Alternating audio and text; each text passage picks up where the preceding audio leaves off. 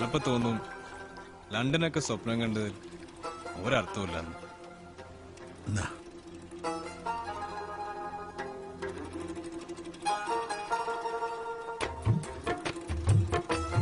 എന്തോ ഒരു വ്യത്യാസം ഉണ്ടല്ലോ. ഏലക്ക കരാമ്പട്ട അല്ല, കരാമ്പട്ടയുടെ അല്ല അല്ലേ? അതിൽ ചേർത്തൊക്കെ പറഞ്ഞുതരാം. പക്ഷെ അതിനെക്കാട്ടിലും വലുത് എന്റെ മനസ്സിലെ തോന്നല.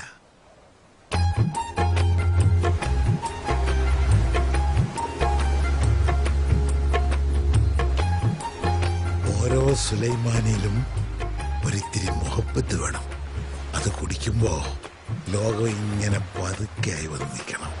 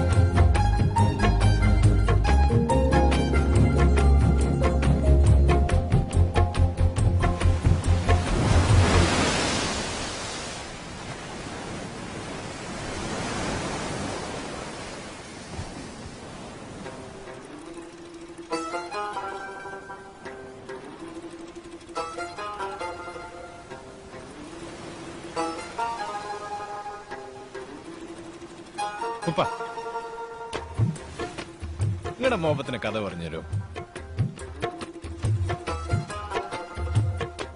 ഉപ്പുപ്പാക്ക് മുഹബത്തുണ്ടായിരുന്നെന്ന് അനക്കെന്താണ് ഉറപ്പ്?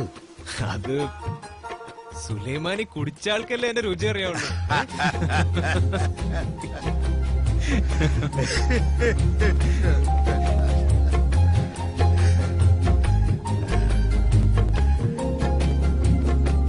എന്റെ 18-ാം വയസ്സില് ഞാൻ നമ്മളെ ഉസ്താദിന്റെ കൂടെ ചേർന്ന കൊല്ലം മൗലവിന്റെ മോടെ നിക്കാഹിന് ബിരിയാണി ഉണ്ടാക്കാൻ കൂടിയതാ.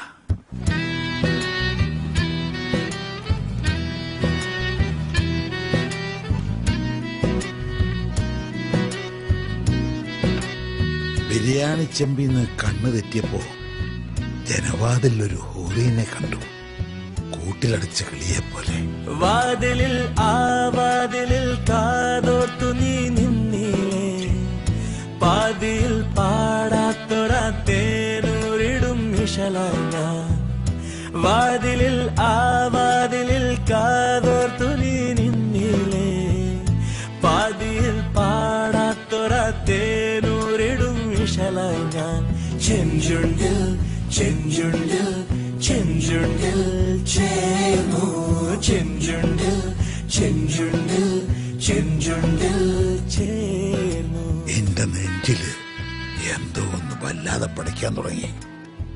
അതുവരെ ഉണ്ടായതെല്ലാം ആ നിമിഷത്തിലേക്ക് വന്നു നിന്ന പോലെ. ആരായിരുന്നു അത്? മൗലവിന്റെ മോള്. ഓണനിക്കാഹിനല്ല അന്ന് ഞാൻ ബിരിയാണി വെക്കാൻ പോയത്.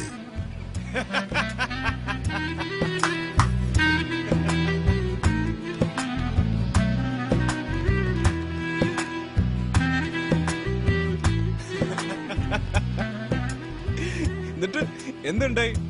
എന്തുണ്ടാവാനോ, നിങ്ങളുടെ ബിരിയാണി നിന്ന് ഒരു നിക്കാൻ കഴിച്ചു പോയി. അനക്കാരോടും മുഹബത്ത് തോന്നിട്ടില്ലേ? എനിക്ക് അങ്ങനെ ഒരു കുന്തമില്ല. മുഹബത്ത്